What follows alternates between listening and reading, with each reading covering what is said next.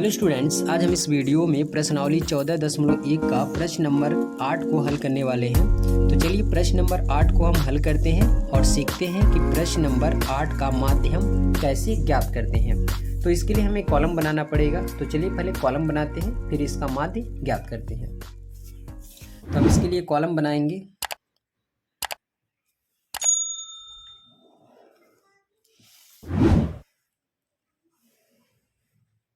तो जो पहला कॉलम बनेगा वो बनेगा दिनों की संख्या के लिए, और दूसरा जो कॉलम बनेगा वो विद्यार्थियों की संख्या के लिए। तो पहला जो कॉलम बनेगा उसमें हम लिखेंगे दिनों की संख्या। तो यहाँ लिख देंगे दिनों की संख्या।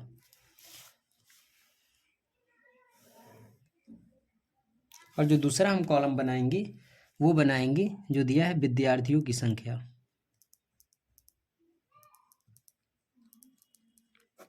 विद्यार्थियों की संख्या, और ये प्रदर्शित करता है बारंबारता को, तो इसलिए हम बारंबारता को प्रदर्शित करने के लिए ऐप का प्रयोग करते हैं। तो यहाँ लिख देंगे ऐप। उसके बाद जो अगला कॉलम बनाएंगे वो बनाएंगे मध्यमान के लिए। तो यहाँ लिख देंगे मध्यमान।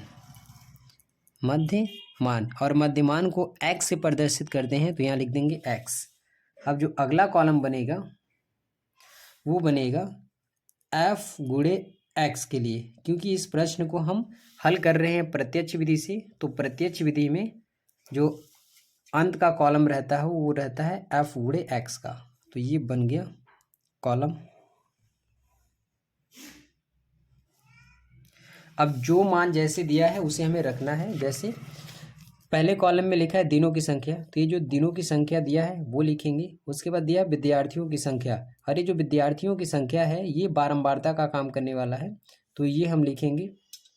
तो पहले हम लिखेंगे दिनों की संख्या। दिनों की संख्या दिया है 0 से 6, 6 से 10, 10 से 14, 14 से 20, 20 से 28, 28 से 38, और 38 से 40, ये दिया गया है। इसके बाद जो विद्यार्थियों की संख्या यानी जो बारंबारता दी गई है वो दिया है 11, 10, 7, 4, 4, 3, 1। तो ये दोनों चीज़ प्रश्न में पहले से दिया गया है, दिनों की संख्या यानी वर्ग अंतराल, और ये विद्यार्थियों की संख्या यानी बारंबारता। अब हमें निकालना रहता है मध्यमान। तो मध्यमान हम कैसे निकालते हैं? यहाँ पे जो ये वर्ग अंतराल दिया गया है, इस तरफ जो लिखा है उसको बोलते हैं निम्न सीमा, और जो इस तरफ लिखा है उसको बोलते हैं उच्च सीमा। निम्न सीमा उच्च सीमा, इन दोनों को जोड़कर आधा लिखते हैं। निम्न सीमा उच्च सीमा दोनों को जोड़ेंगे, आधा लिखेंगे। इसी तरह सबको जोड़ते जोड़ते आएंगे और आधा करते यहाँ चले आएंगे। जैसे 0 और 6, इन दोनों को जोड़ेंगे 6 होगा, 6 का आधा 3, तो यहाँ लिख देंगे 3। इसी तरह 6 और 10, इन दोनों को जोड़ेंगे 16, 16 का आधा 8। इसी तरह 10 और ये 14, दोनों को जोड़ेंगे 24, 24 का आधा 12। इसी तरह 24 और 20, सॉरी 14 और 20, इन दोनों को जोड़ेंगे 34, 34 का आधा कर देंगे 17। इसी तरह 20 और ये 28, इन दोनों को जोड़ेंगे तो ये हो जाएगा 48, 48 का आधा यहाँ लिखेंगे 24। इसी तरह 28 और 38, इन दोनों को जोड़ेंगे 66, 66 का आधा लिख देंगे यहाँ पे 33। इसी तरह 38 और 40, इन दोनों को जोड़ेंगे 78, 78 का आधा यहाँ लिख देंगे 39। तो इस तरह से हम मध्यमान को लिख लेते हैं। ये जो वर्ग अंतराल दिया रहता है निम्न सीमा उच्च सीमा, इन दोनों को जोड़ जोड़ के आधा लिखना रहता है, जोड़ेंगे आधा लिखेंगे। तो ये हमारा निकल गया मध्यमान। अब हमें निकालना है f गुणे x। ये जो विद्यार्थियों की संख्या है ये f है, और ये जो हमने मध्यमान निकाला है वो x है। तो इन दोनों का सामने सामने गुणा करके लिखना है।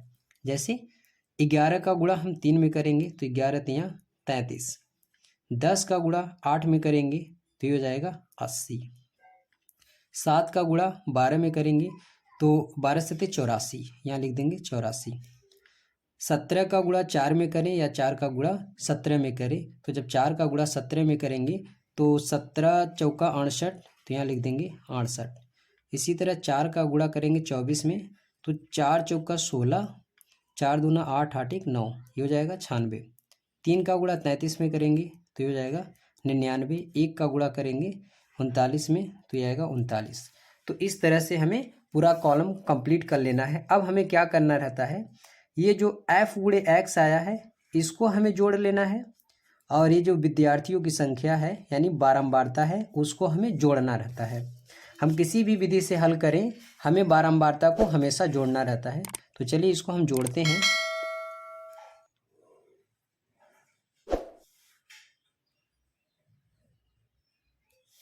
तो इसको हम जोड़ेंगे, पहले सिग्मा f गुणे x को जोड़ेंगे।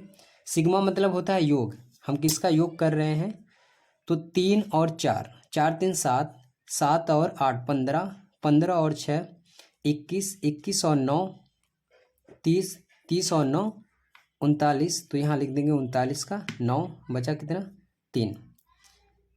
3 और 8 11, 11 और 8 19, 19 और 6 25, 25 और ये 9 34, 34 और ये 9 ये हो गया 43, 43 और 3 46 और ये 3 ये हो गया 49। तो इस तरह ये आ गया 499। इसको जोड़ने पे कितना आ गया 499।